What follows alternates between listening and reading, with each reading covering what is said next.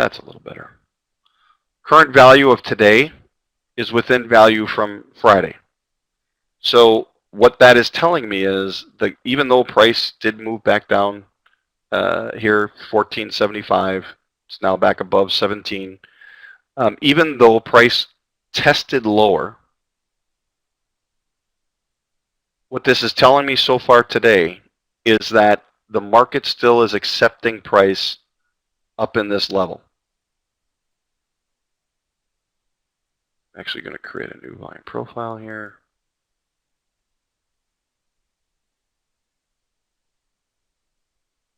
So the market is accepting price, and you can see value within value from Friday's range. So what that says to me is, okay, I want to look at the low of the value area from Friday and understand what it is, 1750. And oh, look at that, I've got a low volume area at 1725. So this becomes, again, an important level. And if price, remember this was an area I was looking to go short if price came down below it. But I had to be careful, right? If there was strength at the offer again, then this could be just a test, and price may just move above this level. And if it moves above this level, comes back down, and there's weakness at the 1725, which is the low of value, there's another great trade opportunity for me here from a risk-reward standpoint, because if buyers, in fact, do step in, let's say this pulls back to 1750, 17.25, and buyers and sellers, or buyers step back in, I can see sellers failing, activity at the bid failing, then I'm looking at the value area, the fact that today's value is inside of Friday's value, which tells me that this market is accepting this range from Friday. There is potential in a trade long, even though this came down, there's potential in a trade long all the way back up through value, up through, got to be careful, there's a low volume area here, 2650, which is why we had this move down from here, but all the way back up through value. And if we start moving back up through value, and we can see VPOC, which was here on Friday, it's higher today, even start to move higher, then that's telling us that there's more acceptance and we're likely to see value start to creep up on the day. So this value area from Friday provides me with a trade opportunity, a risk-reward trade opportunity of, you know, I would have a stop at about a point off of 17.25 if price were to pull back, but the trade opportunity is for almost 10, 9, 10 points. That's a pretty good risk reward.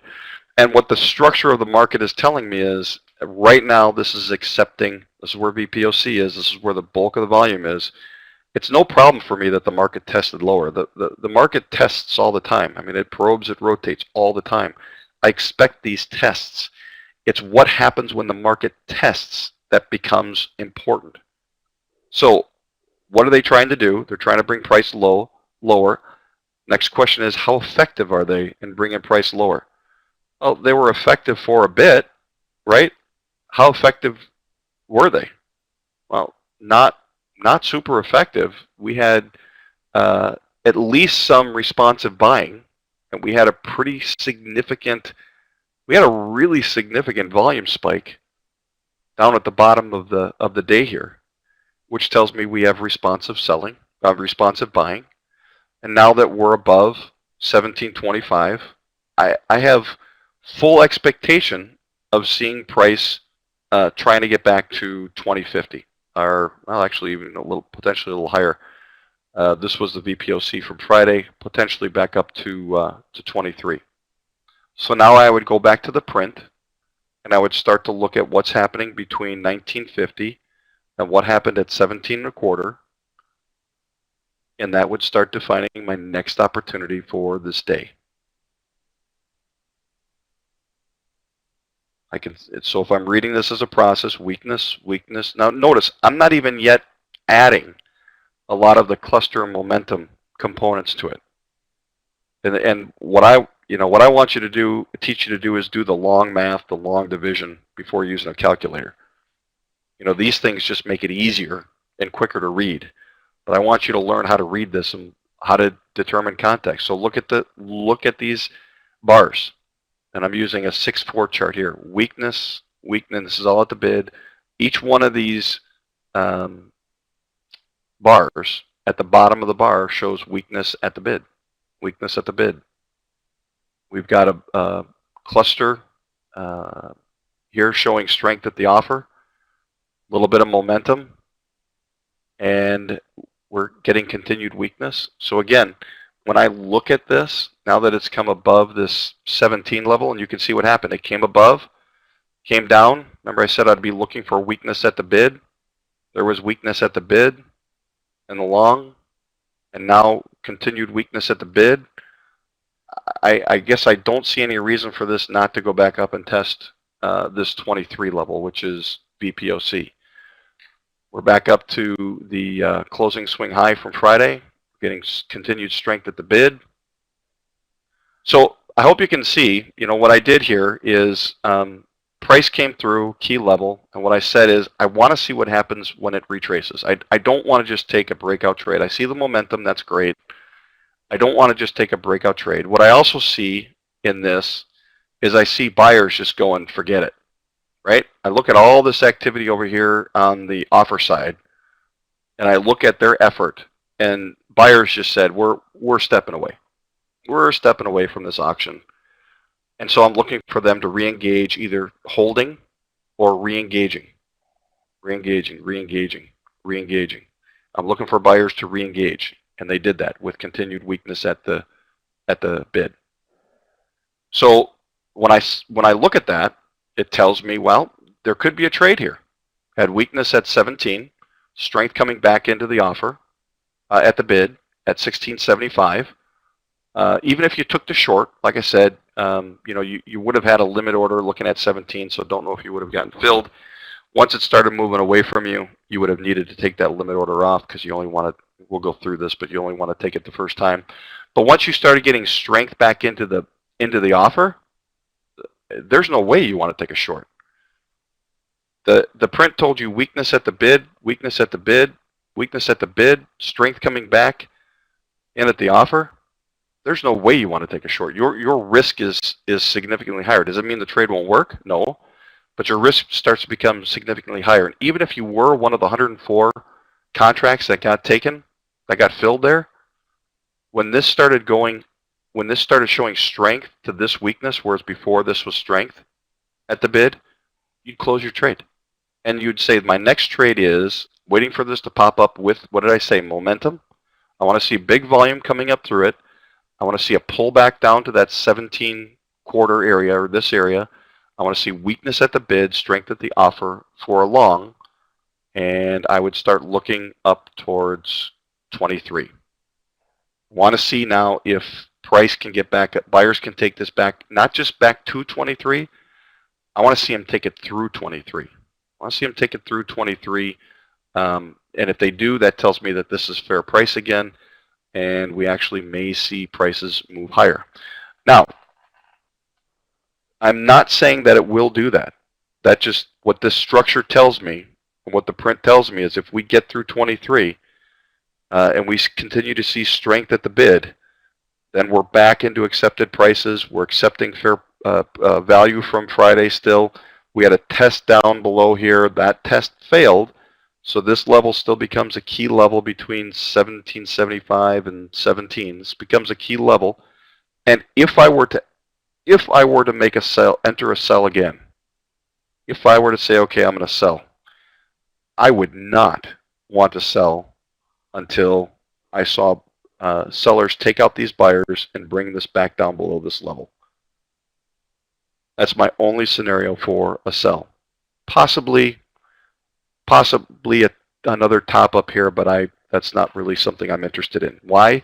Because of my fundamental that says price will continue to move in a specific direction until the other side steps in to shut that movement off. What did buyers do? See all the pressure to the downside? Bid, bid, bid, bid, bid, bid, bid. What did they do? They held. They stepped in. See, you see them walk away here? See all the weakness on this side? They walked away. Basically, buyers just got out of the way. They relented. There was no significant activity at the offer in this move down. They said, okay, you got it. We're out of the way. So what I'm looking for inherently is, Do they continue to step out of the way, or do they step back, and where do they step back, and what happens where they step back? They step back in. They held, and they step back in. Weakness, weakness. I don't have a long yet. All I know is that this level now is at risk for buyers to push through, and my long is on the other side of this, looking for 23. So is what I'm talking about making sense? Trust me, I'm giving you, we're staying on course here relative to the order flow, reading the bid and the offer. I told you I'll always give you live examples of what I'm looking at. I'm not ever going to go back into history and say, well, okay, here's a nice setup. I'm going to show you live what I'm reading in the print.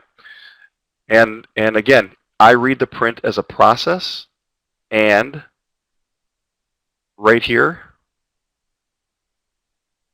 as a moment in time opportunity. Pull that over right there.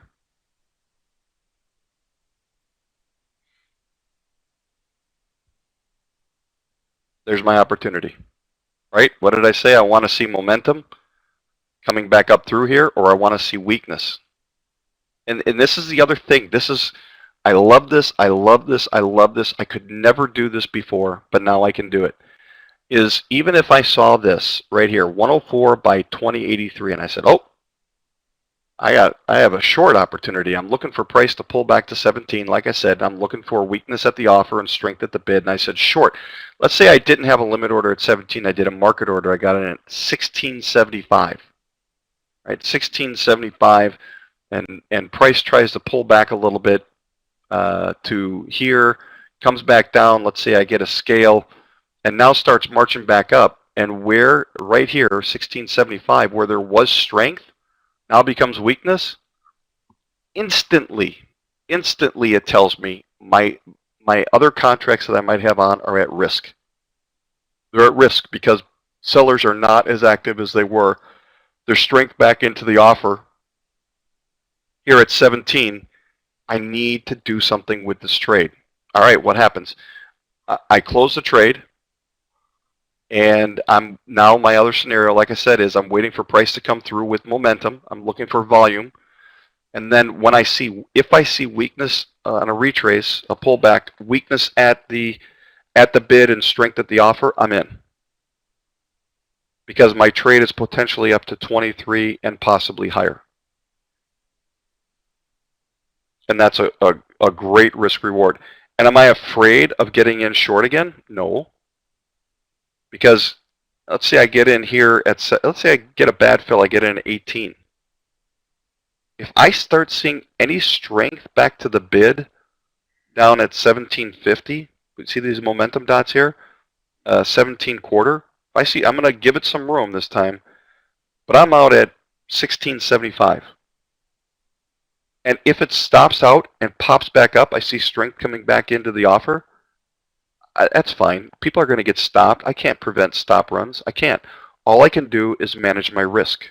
I have to know myself, know what my objectives are, know what my risk tolerance is, and manage my risk. So I take my loss, and if I see the weakness where it took me out, and I see strength coming back into the offer, I just go back to this and say, above this level, the probability with acceptance up here is that we're headed back up to test 23.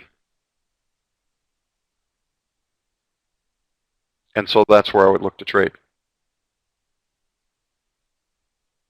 All right, let's... Mark, yeah. I'm going to step in real quick if you don't mind. I think you've done an excellent job thus far. I know everybody's been sitting for about 2.5 hours. And has it been 2.5 already? It feels like 15 minutes. Well, yeah. And I just want to make sure that we stay on course. I think you're right. You're delivering excellent material, but a couple of things that I was saying early on, it's very hard for people to focus longer than a certain amount of time, and so I want to make sure that we take some periodic breaks. And I think you've been really engaged in your chart. I was trying to send you messages earlier, so I figured I'd just jump in.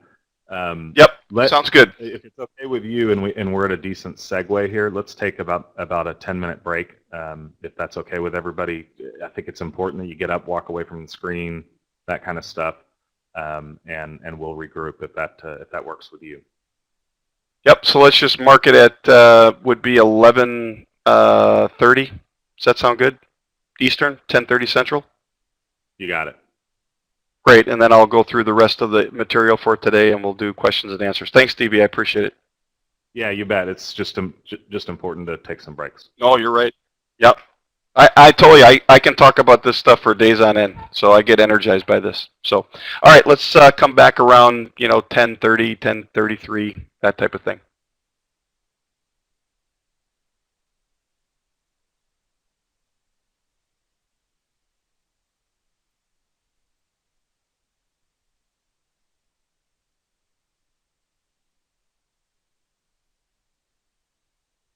Continue, and I just wanted to note we had said 11 Central, and I have a feeling you'll want to probably run long on that. I just I don't want to put people out who have a fixed schedule that they were counting on the day to wrap up. So I'll make sure I get all the information in by that time.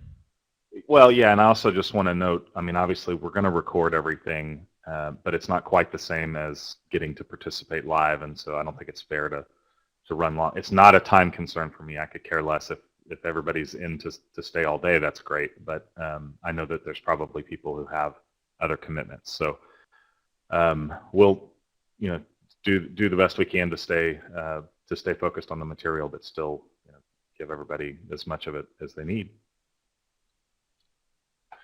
Thanks for the hook.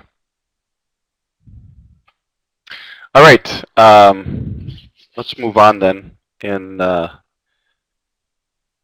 we'll come back to the chart later. Now that we've taken a look at a live chart, again, as a process for context, right? In looking at order flow, we are watching some specific things. Specifically, we're looking for unusually high volume.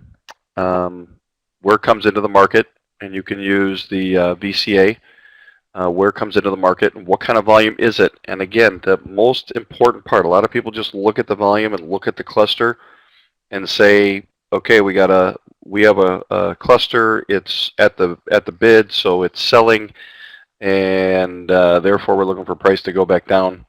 And we just had a real good example of why that's not always true. As price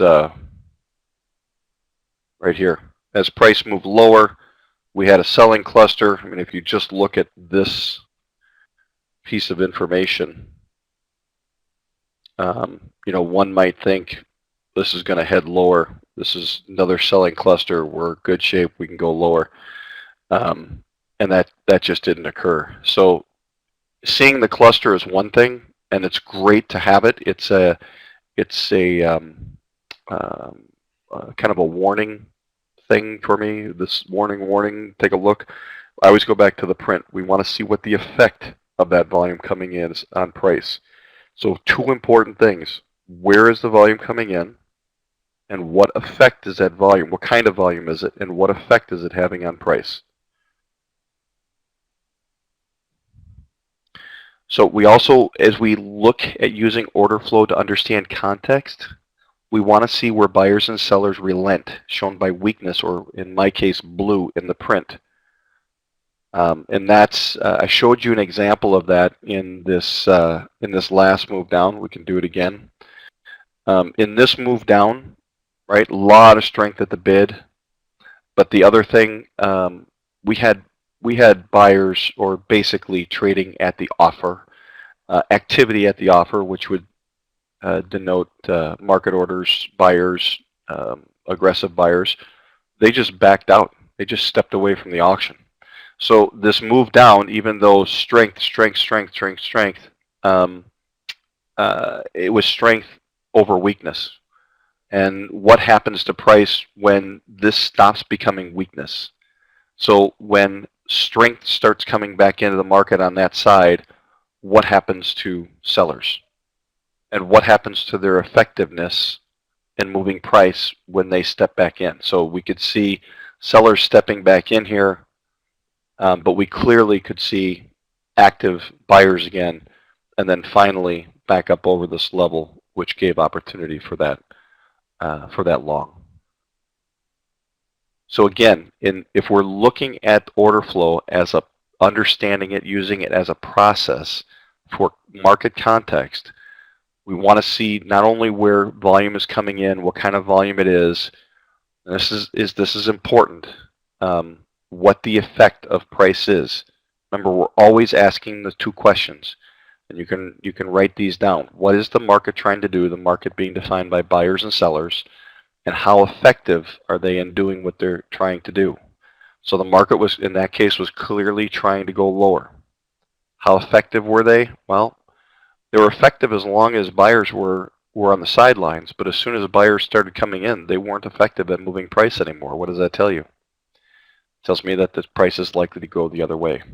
So, and the other thing again here is where buyers and sellers relent, where they back off, shown by weakness in blue in the print. Again, that's my custom color is the blue. Also, as a process for understanding overall market context, we want to see the print at the high and low edge of a rotation. So like this morning, and I showed you the print at the top and the print at the bottom showed weakness on each of the edges. What that meant is, and with a fairly good distribution in the middle, there was no trade to be made in the middle. So what that automatically signals to me is my only trades are at the edges. And then I have to determine what kind of trade do I want to make, what's the most probable trade, and what is the condition of that trade. So at the edges of a rotation, we're looking at context. So if price comes back down to the low, and I also see strength at the bid, and weakness at the bid and strength coming back into the offer, that's telling me that I may have a long trade back up towards the middle or even towards the top of the day, at least towards the middle, which is where I'd want to scale. Same thing at the top. If price moves up to the top of a rotation and I see weakness coming in at the offer and a lot of strength coming back into the offer, that tells me I may want to take a short back down towards the volume profile of the VPOC and point of control, volume point of control, or even further towards the bottom. So we use that as context, right? If strength comes in back at the offer at the top of the day, well, we're likely going to go higher, or at least they're trying to go higher. If strength comes back into the bid at the bottom of the day, whereas last time it was weak, that tells you something as well. We're getting context by using the order flow and using the print to tell us what to do, how to read it, how effective the buyers or sellers are. The other thing that I do that's important for me, and we're going to be speaking mostly about the ES this week. So in the pre-market to me is this transition from around 7:20 to 7:45 all the way through to the open at 9:30 a.m. Eastern. Like I said, I get up early and I start looking at the market around 7 a.m. Eastern, and I start looking for volume, and I start looking for opportunities to determine, as the U.S. market steps in, and I can see that by more volume, what are they trying to do and how effective are they in doing it? So by the time the open actually happens, I have a pretty good feel for what the U.S. market is trying to do, how effective they are. For example, if we're opening up out of range from the previous day, does the U.S. market agree with it? I can see that in the pre-market, in this transition from pre-market into the RTH session by reading the